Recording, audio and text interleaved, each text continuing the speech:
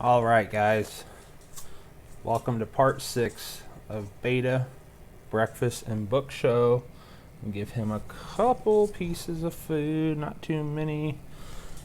He's like in a great position for you all today. Kind of leaning up on his rock. All right, today's chapter is one of my favorite chapters in all 3 books. It's called Calvin's Big Decision. You can't see that all that well. I'm not going to move the camera because this is about the best way I could get it. So anyways, I'll explain it to you. It's basically Calvin standing in front of a door, and on the top of the door it says tattoo parlor. So you can only imagine what he would be doing at a tattoo shop. It was Calvin's birthday. His mother had made chocolate cupcakes with jelly beans on top. Oh, I almost knocked something over. Sorry, guys. Mrs. Jules passed them out to their class. "Hey, Dana," said Leslie, "I'll trade you my black jelly bean for your red one." "Okay," said Dana. Everyone traded jelly beans. That was the most fun part of the party.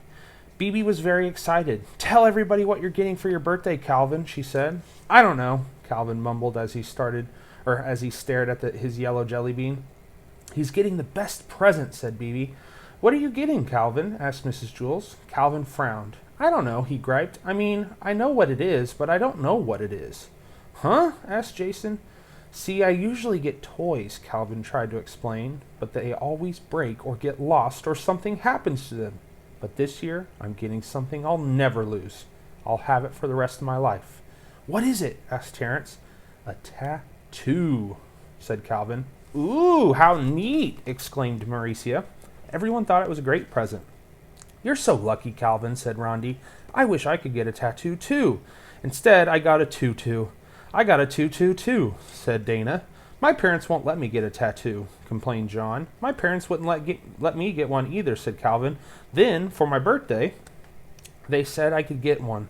But now I can't decide what to get. My dad's taking me to the tattoo parlor after school today. I just can't make up my mind." "Get a snake," said Stephen. "No, get an eagle," said Dee Dee. "They're the best." "A dead rat," suggested Kathy.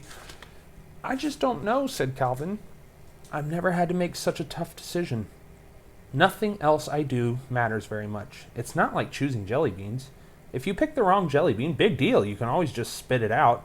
But once you get a tattoo, you can't change your mind. You can't erase tattoos. Whatever I get, I'll have for the rest of my life." "Get a lady," said Jason. Calvin shook his head. "I don't know. I just don't know." "Where are you going to put your tattoo?" asked Allison. Calvin threw up his hands. "I don't know. You should put it on your arm," said Myron. "That's the best place for tattoos." "You're crazy, Myron," said Todd. "Put it on your chest, Calvin." "I know where you should put it, but I can't say," giggled Dana like a maniac. Then she whispered in Ginny's ear. Ginny giggled too. All day, everyone had lots of suggestions for Calvin. They told him what kind of tattoo he should get and where he should put it. A rainbow on his forehead, a flower on his cheek, an anchor on his arm. It was easy for the other children to make suggestions, but they wouldn't have to live with it for the rest of their lives. I just don't know, Calvin repeated over and over again. Bibi drew a lot of pictures for him, in case he wanted to choose one of those. She drew lions, tigers, buffaloes, and butterflies. "If you'd like one, I can draw it on your skin for you. Then the tattoo man can just trace it," said Dee Dee. "I just don't know," muttered Calvin. "I just don't know." After school, Calvin's father picked him up and drove him to the tattoo parlor. The next day, when he walked into class, everybody stared at him. They couldn't see a tattoo. "Did you get one?" asked Mauricia. Calvin smiled. "Yep, I sure did."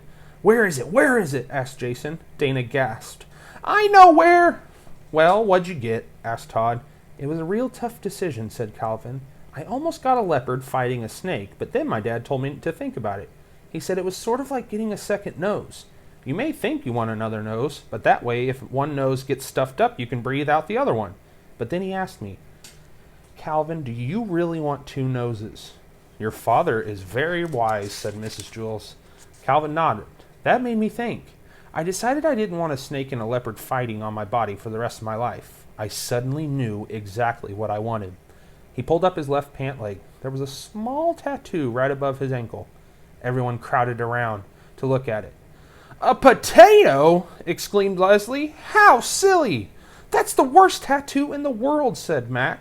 They all thought it was a dumb tattoo. Anything is better than a potato, said Jason. It's a pretty potato, said BB, trying to be nice. I wish I could draw potatoes that good, but even BB thought it was a silly tattoo. I like potatoes, said Calvin. Well, I would hope so, said Mrs. Jules. Calvin could tell Mrs. Jules did not like his tattoo. I wouldn't have gotten an eagle, said Dee Dee, soaring across the sky. Not me, said Terence. I would have gotten a lion. I would have gotten a kangaroo, said Leslie. All day everyone told Calvin what they would have gotten: a fire-breathing dragon, a lightning bolt, a creature from outer space. None of them said that they would have gotten a potato, but Calvin knew better. He knew it was easy for his friends to say what they would have gotten because they really hadn't had the choice. He was the only one who really knew what it was like to pick a tattoo. Even Mrs. Jules didn't know that. He looked at his potato, he smiled. It made him happy. He was sure that he had made the right choice.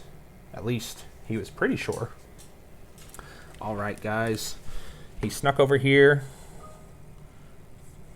I hope you guys have a great lunchtime or wherever you're going to be, and then I will see you at your Zoom.